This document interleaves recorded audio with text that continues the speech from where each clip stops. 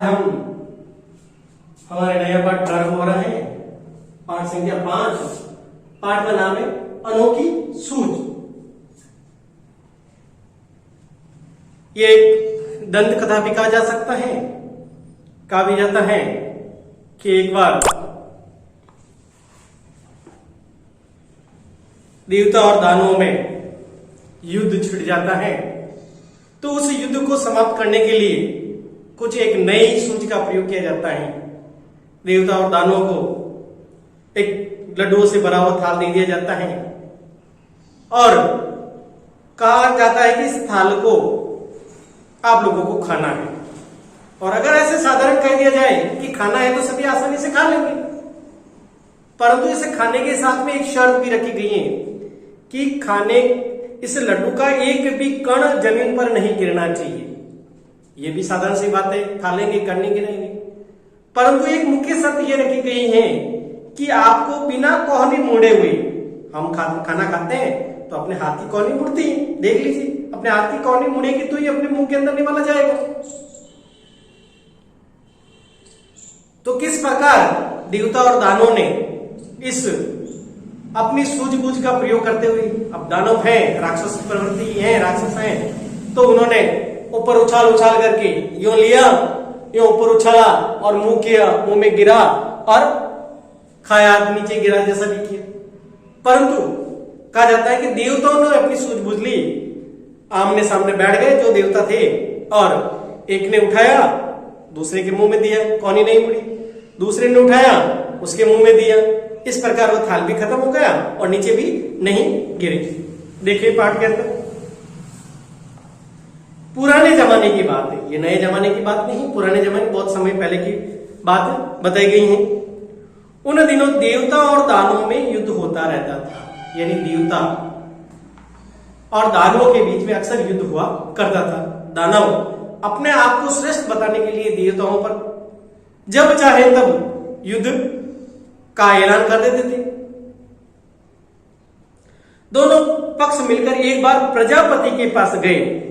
प्रजापति कौन है?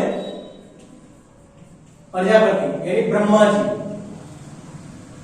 प्रजापति जी के पास में गए, वहां जाकर बोले, मान्यवर, हम दोनों आपकी संतान हैं, यानी कि ईश्वर की संतान, दानव भी हैं और देवता भी हैं। प्रजापति के पास दोनों गए। कौन कौन गए? प्रजापति के पास देवता और दानव। देवता और दानव दोनों मिलकर के प्रजापति के पास में गए और कहा, मान्यवर, हम दोनों ही, यानी दानव और देवता, हम दोनों ही आपकी संतान हैं। बताइए कि हम दोनों में बुद्धि में कौन बड़ा है? अब शर्त यह आ गई कि इस देवता और दानवों में से बुद्धि के अंदर बड़ा कौन है, बुद्धि के अंदर श्रेष्ठ कौन है? कहा भी जाता है कि अकल बड़ी के भैंस की, अकल तो मस्तिष्क के अंदर होती है और भैंस इतनी बड़ी होती है, लंबी चौड़ी हट्टा कटा शरीर रहता है, सुबह शाम 10-10 किलो दूध देती है, दूध पीने के काम आता है। अब अनजान व्यक्ति तो ये सोच के कि भैंस बड़ी होती है, अकल तो छोटी सी होती है जो मस्तिष्क में रहती है। परंतु इस छोटी सी मस्तिष्क में रहने वाली अकल से कहीं बड़े के बड़े शूरमा प्राप्त हो गए हैं।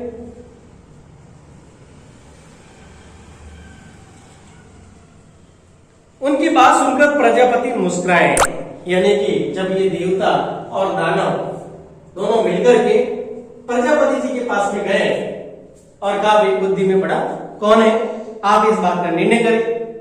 तो इन दोनों की बात सुनकर के प्रजापति जी क्या करें? मुस्कुराए, उनको थोड़ी सी हंसी आ गई। किसे बताऊं, किसे बड़ा बताऊं, यानी कि अगर इनको देवताओं को बड़ा बताऊं तो ये दानव नाराज हो जाएंगे और दानव को बड़ा बताऊं तो देवता नाराज हो जाएंगे। ये प्रजापति जी के सामने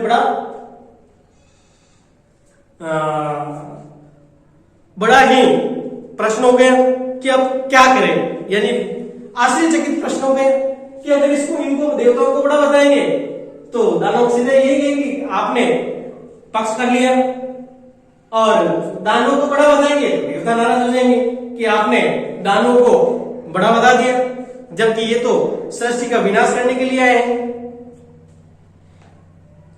देवताओं को या दानवों को, देवताओं को बड़ा बताता हूं तो दानव नाराज होते हैं, और दानवों को बड़ा बताता हूं तो देवता नाराज होते हैं। हो सकता है कि अब दोनों आपस में लड़ने लगे, और अगर मैंने मेरा निर्णय सुना दिया तो अपने आप को बड़ा समझ करके जो छोटा है वो बड़े से लड़ाई झगड़े करेगा, और अभी यह खून खराब हो जाएगा। यानी अगर देवताओं को बड़ा बता दिया तो दानव नाराज होकर के इनसे झगड़ा करेंगे, और अगर दानवों को बड़ा बता दिया तो देवता नाराज होकर के इनसे झगड़ा करेंगे। तो प्रजापति जी को सोच विचार में पड़ गए कि अब निर्णय तो करना ही पड़ेगा, आया है मेरे पास तो निर्णय तो करना ही पड़ेगा, बिना निर्णय किए तो कुछ हो नहीं सकता है।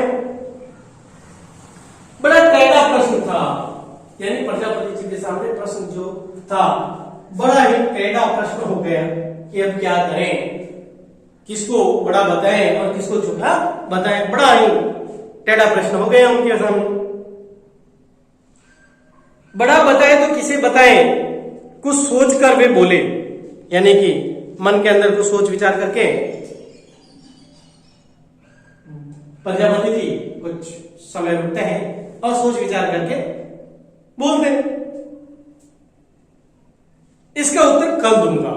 यानी तत्काल आप लोगों को भी यही कहा जाता है कि अगर किसी निर्णय की स्थिति में है, करना है, और आप निर्णय की स्थिति में है नहीं है, तो उसका उत्तर कल पे डाल दीजिए, और कल तक का समय लेने से आपको पर्याप्त समय मिल जाएगा और उसका उत्तर भी ढूंढा जा सकता, दिया जा सकता है।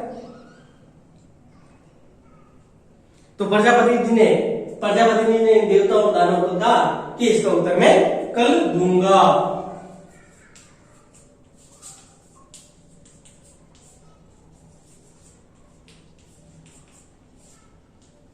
प्रजापति जी ने क्या कहा कि इसका उत्तर मैं कल दूंगा।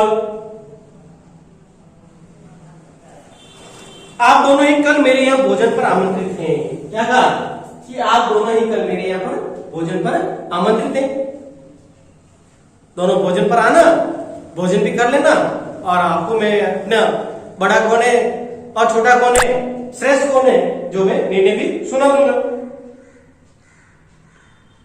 भोजन के बाद बताऊंगा कि कौन बुद्धि में श्रेष्ठ है। यानी कि भोजन के पश्चात ही आप लोग भोजन करेंगे, और भोजन के पश्चात ही निर्णय हो पाएगा कि बुद्धि में श्रेष्ठ कौन है, बुद्धि में बड़ा कौन है। भोजन के बाद ही निर्णय हो पाएगा कि बुद्धि में बड़ा कौन है। पहले भोजन करना है दोनों देवताओं को, दानवों को, और उसके बाद में निर्णय हो पाएगा। धन्यवाद।